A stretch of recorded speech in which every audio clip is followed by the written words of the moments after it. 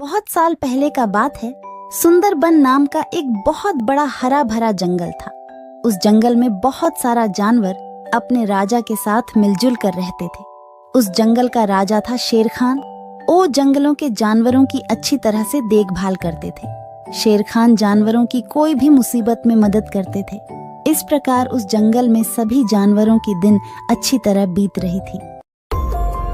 एक दिन एक भेड़िया उनके बीच रहने आया। उनको देख बंदर स्वागत करने लगा। अरे देखो देखो, हमारा जंगल कितना सुंदर और शांत है कि दूसरे जंगल के जानवर भी यहाँ रहने आए हैं। अरे कौन है वह जो हमारे बीच रहने आया है? वो देखो, वहाँ पेड़ के नीचे खड़ा है। और भेड़िया भाई, हमारे जंगल में तुम्हारा स्वागत है। इस जंगल में हम सब मिलजुल कर रहते हैं, तुम भी हमारे साथ रहो। बंदर की बात सुनकर भेड़िया थोड़ा आगे आता है, फिर कहता है, अरे आप लोगों का बहुत बहुत धन्यवाद जो आप लोगों ने हमें यहाँ रहने का मौका दिया। मैं हमेशा आप लोगों के साथ मिलजुल कर रहूंगा। भेड़िए के बारे में हाथी और हिरनी आपस में बात करने लगे। देखने में तो वह शांत ही लग रहे हैं, लेकिन क्या वह हमारे साथ मिलजुल कर रह पाएंगे? मुझे भी वह शांत ही लग रहा है, लेकिन फिर भी हमें इतना जल्दी उस पर विश्वास नहीं करना चाहिए था। वह आज ही हमारे जंगल आए हैं, हम इसके बारे में कुछ भी नहीं जानते। हमें इस पर नजर रखना होगा, क्योंकि हमें अभी नहीं पता है कि उसके दिमाग में क्या चल रहा है। फिर हाथी और हिरनी अपने घर की तरफ चलने लगते हैं। भेड़िया भी उनके पीछे पीछे आने लगता है। भेड़िया को साथ में आते देख हाथी और हिरनी रुक जाता है। फिर भेड़िया हाथी से कहता है, अरे हाथी भाई, आप बहुत अच्छे हो और मददगार भी। अरे अरे, ऐसा नहीं है। हर जीव अपने कर्म से बड़े होते हैं। मैं तो बस अपना काम कर रहा हूँ। हाथी भैया, मैं घर जा रही हूँ, मेरे बच्चे घर में अकेले हैं। अच्छा फिर ठीक है, मुझे भी जाना पड़ेगा, बहुत देर हो गया। अरे हिरनी बहन, मुझे आपसे थोड़ा बात करना है। अच्छा ठीक है, जल्दी बताइए, क्या बात करना चाहते हैं? मुझे अपना घर भी जाना है। कुछ ज्यादा नहीं, मुझे इस जंगल के राजा के बारे में जानना है। हमारे जंगल का राजा शेर खान है और वह बहुत अच्छा है। वो हम सबकी सुरक्षा करता है और सबकी मदद भी करता है। इस तरह बात करते करते भेड़िया हिरनी के घर तक पहुंच जाता है। हिरनी बहन, क्या आप यहीं पे रहते हैं? यही आपका घर है? हाँ हाँ, यही मेरा घर है। यही मैं अपने बच्चों के साथ रहती हूँ। आज से मैं आपका नया दोस्त हूँ। मुझसे कोई भी मदद चाहिए तो आप मुझे बुला लीजिएगा, ठीक है? अभी मैं चलता हूँ। यह कहकर भेड़िया वहाँ से चला जाता है। फिर हिरनी मन ही मन कहती है, कितना अच्छा है हमारा नया साथी, दिल का बहुत साफ लगता है। इस तरह कुछ दिन बीत जाने के बाद जंगल में एक एक करके जानवरों के बच्चे गायब होने लगते हैं। सभी बहुत चिंतित हो गए कि आखिर उन सब के बच्चे गायब कैसे हो रहे हैं। मुझे कुछ समझ में नहीं आ रही है कि आखिर हमारे बच्चे कैसे गुम हो रहे हैं, क्या कारण हो सकता है। मुझे बहुत डर भी लग रही है। हमारे बीच तो ऐसा कोई नहीं है जो अपने ही बच्चे को नुकसान पहुंचा सकता है। मुझे लगता है जंगल में कोई भूत और पिशाच का प्रकोप बढ़ गया है। यह तो बहुत गलत हो रहा है। हमारे साथ कौन ऐसा कर सकता है? आप लोगों को अगर मेरी कुछ मदद चाहिए तो मैं हमेशा आप लोगों के लिए तैयार हूँ। मुझे लगता है हम सबको मिलकर इस समस्या का समाधान ढूंढना चाहिए। फिर सब मिलकर राजा के पास जाते हैं और अपने बच्चों के गायब होने की शिकायत करने लगते हैं। अपनी प्रजा की ऐसी बातें सुनकर राजा शेर खान बहुत दुखी हो जाता है। हमारे जंगल में यह सब क्या चल रहा है? हमारे जंगल तो सबसे शांत था, लेकिन पता नहीं हमारे जंगल को किसी की नजर लग गई है। खैर, आप लोग जाइए, मैं इस समस्या का कोई उपाय सोचता हूँ। फिर सभी जानवर अपने अपने घर वापस लौट आए और सब डर डर के रहने लगे। इधर हाथी हिरनी के घर पर जाकर इस समस्या का बात करने लगे। अब हम लोगों को ज्यादा सतर्क रहना होगा। कब क्या हो जाए कुछ बोल नहीं सकते। हाँ, आप सही बोल रहे हैं हाथी भैया। जब तक वह पकड़ा नहीं जाता, हम लोग को सावधान रहना होगा। तभी खरगोश वहाँ पर भागते हुए आता है और कहता है, अरे कोई मेरे बच्चे को बचा लो, कहीं नहीं मिल रहा है मेरा बच्चा, कोई मदद करो मेरी, कोई मदद करो। अरे यह तुम क्या कह रहे हो? अभी तो सब ठीक ठाक चल रहा था, अभी क्या हो गया? हे भगवान, ये सब क्या हो रहा है? हाँ, मैं अपने बच्चों को घर में अकेला छोड़कर बाहर काम करने गई थी। जब मैं काम करके वापस आई तो मेरा बच्चा नहीं था। मैंने सारे जगह ढूंढ लिया लेकिन वह कहीं नहीं मिले। अब मैं क्या करूं, कहाँ जाऊं? हे भगवान, यह क्या जुल्म हो रहा है हमारे बच्चों के साथ। अब तो मुझे और भी ज़्यादा डर लगने लगा है। मुझे लगता है हमारे बीच कोई जासूस है जो हमारे पल पल की खबर हमारे दुश्मनों को बता रहा है। यह बात तो तुम बिल्कुल सही कर रही हो, मुझे भी इस बात पर शक हो रहा है। ठीक है, अभी मैं चलती हूँ, मुझे बहुत देर हो गई है, मेरे बच्चे घर पे अकेले हैं। इतना कहकर वह सब अपने अपने घर चले जाते हैं। अगले दिन हिरणी अपने बच्चों को घर में अकेला रखकर जंगल में जाती है खाना ढूंढने के लिए। खाना ढूंढते ढूंढते उसे बहुत देर हो जाती है। अरे बाप रे, खाना ढूंढने में बहुत देर हो गई। मेरे बच्चे घर पर अकेला है, मुझे अब जल्दी घर जाना है। मुझे नहीं पता कि मेरे बच्चे घर पर ठीक है या नहीं। भगवान, मेरे बच्चे को कोई नुकसान ना हो। इतना कहकर हिरणी भाग के अपने घर की ओर जाती है। जब वह अपने घर पहुंचते हैं तो देखते हैं कि बच्चा तो वहां पर है ही नहीं। फिर वह बाहर आकर रोने लगती है। हे भगवान, मेरे बच्चे नहीं है, अब मैं क्या करूं? आज मेरा भी बच्चा गायब हो गया। हिरणी का रोने का आवाज सुनकर खरगोश वहां पर आ जाता है। क्या हुआ हिरणी बहन, तुम रो क्यों रही हो?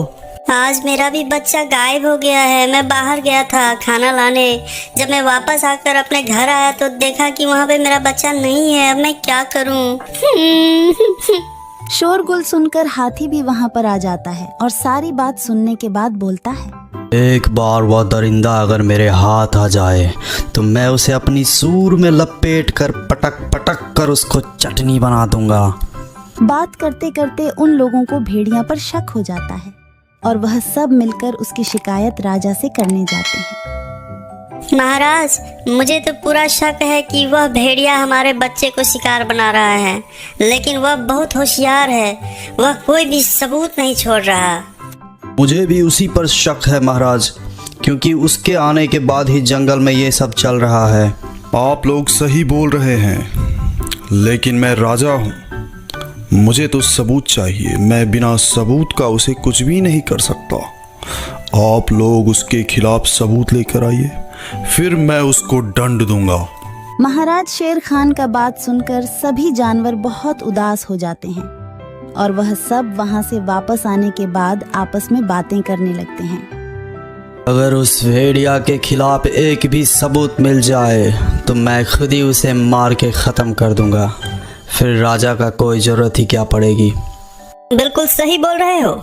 हम लोग राजा के पास बहुत उम्मीद लेकर गए थे कि वह हमारे मदद करेंगे। ऐसा राजा का क्या लाभ जो हमारी मदद नहीं कर सकते, हमारे बच्चों को हिफाजत नहीं कर सकते। देखो भाइयों, अभी यह वक्त राजा का बात करने का नहीं है। इस विषय में हम बाद में भी सोच सकते हैं। फिलहाल तो हमें उस राक्षस को पकड़ना है जो हमारे बच्चों को गायब कर रहा है। मुझे तो उसी भेड़िया पर ही पूरा शक है। वह अच्छा बनने का नाटक करके हमारे साथ यह सब कर रहा है। हमें कुछ ऐसी योजना बनाना चाहिए जिससे हम उस राक्षस को नंगे हाथ पकड़ सकें। हम सब अपनी अपनी योजनाएं बनाएंगे और जिसका योजना सबसे अच्छा हुआ हम उस पर काम करेंगे। चलो राजा के पास चलते हैं। योजना के अनुसार बंदर सारे जंगल में राजा के साथ बैठक की घोषणा करता है। फिर सारे जानवर राजा के पास चलने लगते हैं। इधर भेड़िया झाड़ में छुपकर सब कुछ देख रहा था। अच्छा, तो राजा के साथ आज सारे जंगल का बैठक है, तो सारे जानवर राजा के पास ही जाएंगे, यानी सबके बच्चे घर में अकेले रहेंगे। आज मुझे फिर से शिकार करने का अच्छा मौका मिला है। फिर भेड़िया अपना शिकार ढूंढने के लिए आगे बढ़ता है। यहाँ सभी मिलकर महाराज शेर खान को भेड़िया के खिलाफ सबूत दिखाते हैं और वह बोलते हैं कि महाराज, आज भेड़िया को नंगे हाथ पकड़ने का अच्छा मौका है। फिर महाराज शेर खान जानवरों की बात मानकर उस भेड़िया का पीछा करने लगता है।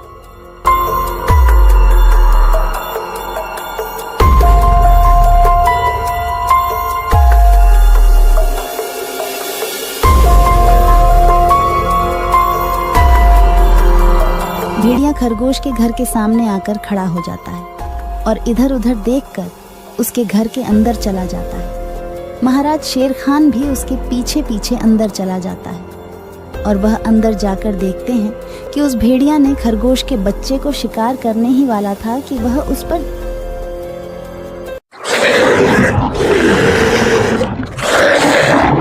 और उसे वहीं मार देते हैं। तो दोस्तों, ये कहानी से हमें यह सबक मिलती है कि हमें नए लोगों को मदद तो करनी चाहिए, लेकिन उस पे आंख बंद करके कभी भरोसा नहीं करनी चाहिए। दोस्तों, मेरे इस चैनल को जरूर सब्सक्राइब करें। आपका बहुत बहुत धन्यवाद। बहुत साल पहले की बात है। सुंदरबन के जंगल में शेर खान का शासन था। शेर खान दिल का बहुत अच्छा था। शेर खान हमेशा जंगल के जानवरों का ख्याल रखता था। एक सियार शेर खान का वफादार मंत्री था। वह जंगल में घूमता और सारे समाचार लाकर शेर खान को देता रहता था। एक दिन सियार शेर खान के पास आया और कहा, महाराज, जंगल के सभी जानवर कह रहे हैं आपके बाद इस सिंहासन पर कौन बैठेगा, इसीलिए ये सब कह रहे हैं कि आपकी शादी हो जानी चाहिए, क्योंकि आपका संतान ही आगे चलकर इस जंगल का राजा बनेगा। हाँ, जंगल की जानवर सही कह रहे हैं। मेरा संतान ही आगे चलकर इस जंगल का राजा बनेगा, इसीलिए मैं अवश्य शादी करूंगा। तुम शादी की तैयारियां करो। फिर शेर खान की शादी बड़ी ही धूमधाम से हो रहे थे। जंगल के सभी जानवरों को शादी में बुलाया गया था। सिर्फ एक छोटे से चूहे को छोड़कर शादी में बहुत सारा खाने पीने का इंतजाम किया गया था। सभी जानवर पेट भर खाना खाया। इधर चूहा को निमंत्रण ना मिलने के कारण वह बहुत गुस्से में था। ये शेर तो बड़ा ही घमंडी निकला। उसने मुझे शादी में ना बुलाकर मेरा अपमान किया है। मैं इसका बदला अवश्य लूंगा। इस बात को लेकर चूहा बहुत ही नाराज था। वह मन ही मन सोचने लगा कि इसका बदला कैसे लिया जाए। कुछ देर सोचने के बाद वह एक योजना बनाता है। मैं भी शादी करूंगा। हाँ, मैं भी शादी करूंगा। बड़ी धूमधाम से शादी करूंगा और शादी में उस शेर को छोड़ के सभी को आमंत्रित करूंगा। हाँ, यही ठीक रहेगा। फिर चूहे ने शादी करने का फैसला कर लिया और वह अपने लिए एक दुल्हन ढूंढने निकल पड़ा। थोड़ी दूर जाने के बाद उसे एक दुल्हन दिखाई पड़ा। फिर चूहे ने उसके पास जाकर कहा, शादी तो मैं कर लूं, लेकिन इसके साथ से तो मैं बिल्कुल नहीं शादी करूंगा। मेरी दुल्हन तो उस घमंडी शेर के दुल्हन से भी सुंदर और शक्तिशाली होनी चाहिए। फिर चूहा आगे जाकर एक पेड़ के नीचे रुक गया। दुल्हन की खोज को लेकर चूहा चिंतित हो गया। वह सोच रहा था कि भला इतनी सुंदर और शक्तिशाली दुल्हन उसे कहाँ मिलेगा। यह सोचते सोचते वह चल ही रहा था कि उसकी नजर आसमान की तरफ गई। उसने देखा कि सूर्य भगवान आसमान में चमक रहे हैं। तभी उसके दिमाग के बत्ती जली। अरे वाह, सूर्य भगवान तो सबसे शक्तिशाली है। कितना तेज है उनका। यही ठीक रहेगा। उनकी बेटी सुंदर भी होगी और शक्तिशाली भी। फिर चूहा एक पेड़ के नीचे ध्यान लगाते हुए बैठ गया और सूर्य भगवान को तपस्या करने लगा। ओम सूर्याय नमः, ओम सूर्याय नमः, ओम सूर्याय नमः। इधर चूहे को तपस्या करते हुए देखकर सूर्य भगवान बहुत आश्चर्य हुए कि यह नन्हा सा चूहा उनकी तपस्या क्यों कर रहा है। फिर सूरज भगवान चूहे के सामने प्रकट हुए। बोलो नन्हे से चूहे, तुम मेरे तपस्या क्यों कर रहे हो? क्या चाहिए तुमको? तुम जो मांगोगे मैं तुम्हें वह सब दूंगा। हे भगवान, आप आगे। मुझे तो अपनी आंखों पर यकीन नहीं हो रहा है कि एक नन्हा सा चूहे की बात सुनकर आप मेरे पास आ गए। हाँ, मैं सचमुच तुम्हारे पास आया हूँ। बोलो तुम्हें क्या चाहिए? भगवान, मैं शादी करना चाहता हूँ।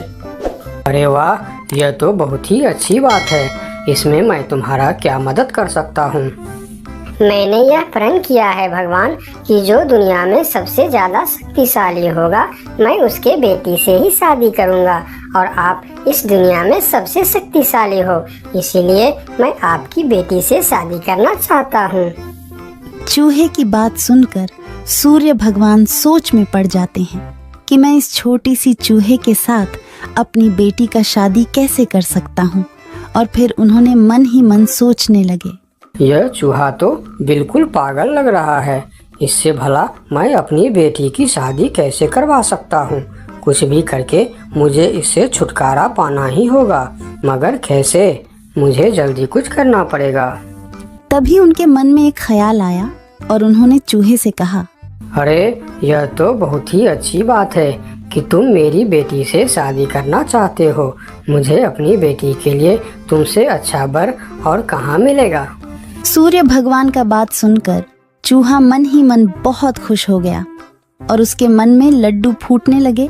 तभी सूर्य भगवान बोलते हैं, लेकिन एक समस्या है, मैं दुनिया का सबसे शक्तिशाली नहीं हूँ, और तुमने प्रण किया है कि जो दुनिया में सबसे ज्यादा शक्तिशाली होगा तुम उसी के बेटी से शादी करोगे। अगर तुमने मेरी बेटी से शादी की तो तुम्हारा प्रण टूट जाएगा। हे भगवान, ये आप क्या बोल रहे हो? आपसे भी शक्तिशाली? आपसे शक्तिशाली भला इस दुनिया में और कौन हो सकता है? मुझसे शक्तिशाली तो वह बादल है जो अपने परछाई से मुझे भी ढक देता है। यह सुनकर चूहा आसमान की तरफ बादल को देखने लगा और बोला, अगर बादल आपसे भी ज्यादा शक्तिशाली है तो मैं फिर उसकी बेटी से ही शादी करूंगी। आप उसे नीचे बुलाइए। फिर सूर्य भगवान ने बादल को नीचे बुलाया और बादल उनकी बात मानकर धीरे धीरे नीचे आया। बादल जी, मैं आपकी बेटी से शादी करना चाहता हूँ क्योंकि आप दुनिया के सबसे शक्तिशाली हो। मैं अपने आप को बहुत बड़ा भाग्यमानी समझूंगा अगर आपकी विवाह मेरी बेटी से हुई, लेकिन मैं दुनिया का सबसे शक्तिशाली नहीं हूँ। मुझसे शक्तिशाली तो हवा है जो हमें भी उड़ाकर दूर चला जाता है। अच्छा, तो यह बात है। ठीक है, फिर मैं हवा की बेटी से ही शादी करना चाहता हूँ। आप हवा को बुलाइए। फिर बादल ने हवा को बुलाया और हवा धीरे धीरे करके नीचे आया। फिर चूहा ने अपनी विवाह का प्रस्ताव हवा को बताया। फिर हवा मुस्कुराते हुए बोली, मुझे बहुत अच्छा लगेगा अगर मेरी बेटी की विवाह आपके साथ होता है, लेकिन मैं दुनिया का सबसे शक्तिशाली नहीं हूँ। मुझसे शक्तिशाली तो पर्वत है जो हमारे हवा के झोंकों को भी रोक देता है। आप उनकी बेटी से ही शादी कीजिए। फिर पर्वत को भी बुलाया जाता है और चूहे ने पर्वत के सामने भी अपना प्रस्ताव रखता है। पर्वत जी, आप दुनिया का सबसे शक्तिशाली है और मैं आपकी बेटी से शादी करना चाहता हूँ। क्या आपको कोई ऐतराज है? मुझे भला क्या ऐतराज हो सकता है? आप मेरी बेटी से विवाह करना चाहते हैं, यह बहुत ही अच्छी बात है, लेकिन मैं भी दुनिया का सबसे शक्तिशाली नहीं हूँ। ये आप क्या कह रहे हैं? मैं यकीन नहीं कर सकता कि आपसे शक्तिशाली भी दुनिया में और कोई होगा। हाँ है, मेरे शिखर पर एक मोटा सा चूहा रहता है। वह मुझे रोज कुतर कुतर के वहाँ एक बड़ा सा सुरंग बना लिया है और उसमें अपने बच्चों और परिवार के साथ रहता है। वह मुझसे भी शक्तिशाली है। आप उसी के बेटी से क्यों नहीं शादी कर लेते? अगर ऐसी बात है तो फिर आप मुझे ले चलो उसके पास। मैं उसके बेटी से ही शादी करना चाहता हूँ। फिर सब मिलकर उस मोटे चूहे के पास जाता है और उसके पास उस नन्हा सा चूहा का शादी का प्रस्ताव रखता है। फिर जब नन्हा चूहा उस मोटे चूहा की बेटी को देखते हैं तो वह उसे बहुत पसंद आता है और फिर उन दोनों का शादी बहुत ही धूमधाम से होता है। नन्हे चूहे ने जंगल की सारे जानवरों को निमंत्रण दिया, लेकिन शेर से बदला लेने के लिए उसने उनको निमंत्रण नहीं भेजा। जब शेर खान को इस बात की खबर होती है तो शेर खान बहुत ही गुस्सा हो जाता है और अगले दिन सियार को उस चूहे के पास भेजता है और बोलता है, उस चूहे को कल मेरी दरबार में हाजिर करो। अगले दिन सियार उस चूहे को बुलाने के लिए उसके घर पर जाता है। अरे चूहा भाई, तुमको शेर खान ने याद किया है, जल्दी चलो। चूहा सियार के साथ शेर खान के दरबार में जाता है। उसे देखते ही शेर खान चिल्लाकर बोलते हैं, क्यों रे चूहे, तुम्हारी इतनी बड़ी दुस्साहस। तुमने अपनी शादी में जंगल की सभी पक्षी और जानवरों को निमंत्रण दिया और तुमने मुझे बुलाना सही नहीं समझा। मैं इस जंगल का राजा हूँ और सबसे शक्तिशाली भी। अगर मैं चाहूँ तो तुमको एक झटके में खत्म कर सकता हूँ। मुझे माफ कर दीजिए महाराज, जब आपने अपनी शादी में पूरे जंगल को निमंत्रण दी और मुझे नहीं दी, तब मुझे भी ऐसे ही दुख हुआ था। यही एहसास दिलाने के लिए मैंने आपको निमंत्रण नहीं दिया। मुझे माफ कर दीजिए। क्यों रे सियार, तूने ऐसा क्यों किया? मैंने तो तुमको बोल दिया था कि जंगल के कोई भी पशु पक्षी छूटनी नहीं चाहिए। फिर तुमने इस चूहे को निमंत्रण क्यों नहीं दिया? मुझे माफ कर दीजिए महाराज, गलती हो गई। मैंने सोचा यह छोटा सा जीव, इसको क्या निमंत्रण देने का, इसलिए मैंने इसे छोड़ दिया था। मुझे आप माफ कर दीजिए। ठीक है, अगले बार से ध्यान रखना। मेरे लिए जंगल का हर जीव एक जैसा है।